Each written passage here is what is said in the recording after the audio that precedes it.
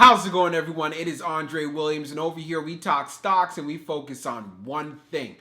Always protect your profits. I also got to put in the disclaimer. I'm not a financial advisor and this isn't financial advice. So just know when you do invest, you're doing it at your own risk. So today we're going to be talking about ChargePoint. You guys know these are actually one of my high conviction plays, but also I'm going to be talking about another EV company, and I've shared it on this channel, but I know many of you are asking for an update. But before we get started, of course, we have to go over the agenda. If you're new to this channel, I just want to let you know we have timestamps down below in the description. But if you are a shareholder or you're considering to take a position, I suggest you watch this full entire video. So the first thing we're going to be going over is a technical analysis. When I told you guys to really load up on ChargePoint when it was on that dip in that $20 area, some of you caught it in the $19 area, you definitely should be smiling right now. So we're going to be going over that price action, and we're also going to be taking a look if it does decide to pull back,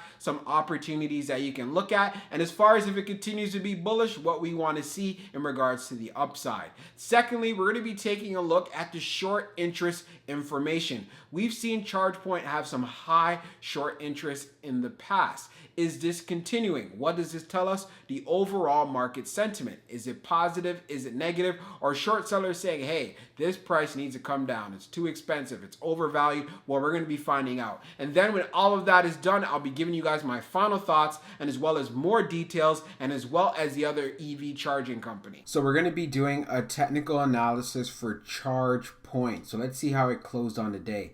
So it ended up closing at $28.09, being down 0.78% on the day. On the low, it tested $27.26. Then on the high, testing $28.58. So one of the things that we want to take a look at, just for your information, we're using the 1-year daily chart. When I was bringing ChargePoint to your attention, I was saying it's a great opportunity if you can get it here in the $20 range. It pulled back, even getting into the $19 range, and there's definitely been quite the run up. I hope you guys have been enjoying it, but I know many of you are asking about pullbacks. So right now, as you can see from this red candle, we definitely have some selling pressure here that could potentially be going on and be looking for a pullback.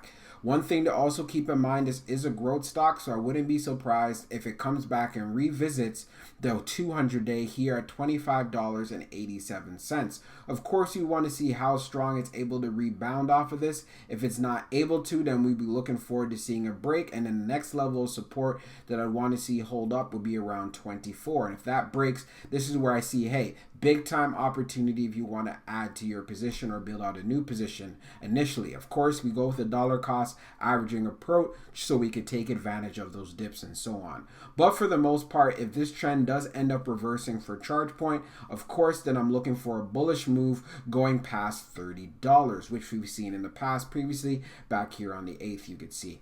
So we already know right away, and I was telling you guys this previously, this $30 area is a psychological area for ChargePoint. But once it's able to actually make that strong move, and there's a lot of buying power or a potential catalyst coming up in the EV sector, then we could definitely look forward to seeing this stock get to that $32 range very quickly here. So we're going to be taking a look at the short interest information for ChargePoint. So when we take a look at the short volume ratio, it is at 10%. So to put this in perspective, the market volume, which are the amount of shares traded, was at 3.9 million, and out of 3.9 million shares, we only had 378,166 shares that were sold short. So definitely an improvement from what we've seen in the past from ChargePoint. Short shares availability is at 1 million, updated 23 minutes ago, and the short borrow free rate is at 20.44%.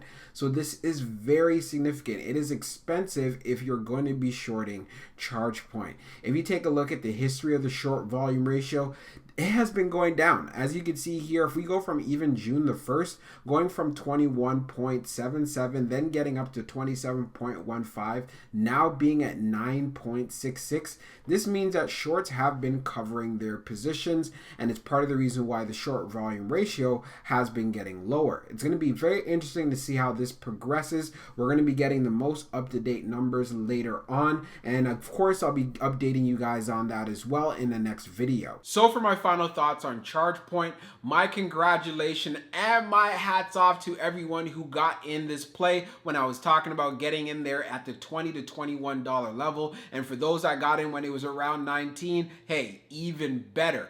But you guys know, I'm not planning on selling out of this position.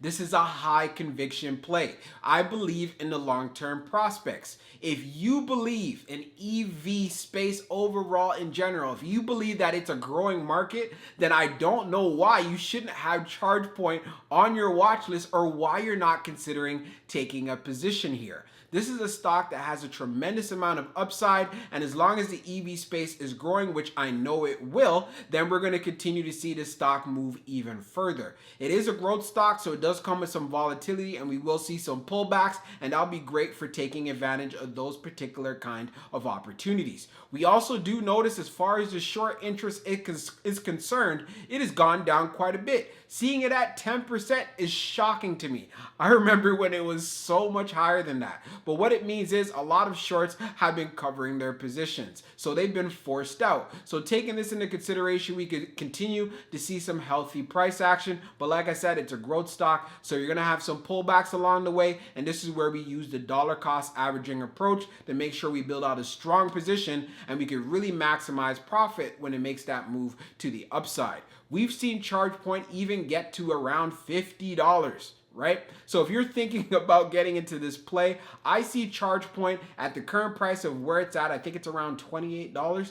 It could easily, and I'm going to say easily double up within the next 2 years. And you're still beating the average returns that you would get investing in a market index fund. So just taking that into consideration, even if you were going to buy this stock right now and hold it for 2 years, you're going to come back and be like, Dre, that was some good advice. But anyways, for the next stock that I want to bring to your attention, and some people have been asking me about, is EVgo. I've made some videos on EVgo already. This is actually the second play that I like right behind ChargePoint. I know there are others like Blink. We also have some that are actually going through as well as SPACs like the others. And there's, I think it's called Wallbox or something like that. You guys can correct me inside the comment section. But I myself personally, if you want to know what my recommendations are, of course, I'm not a financial advisor. I would say it comes down to ChargePoint or EVgo. So either one of those two are great. EVgo is a lot cheaper than ChargePoint, so you can actually load up on that instead. But again, does it have the same amount of upside? Is it the market leader that ChargePoint is, or does it even have the scale or the infrastructure that ChargePoint currently has?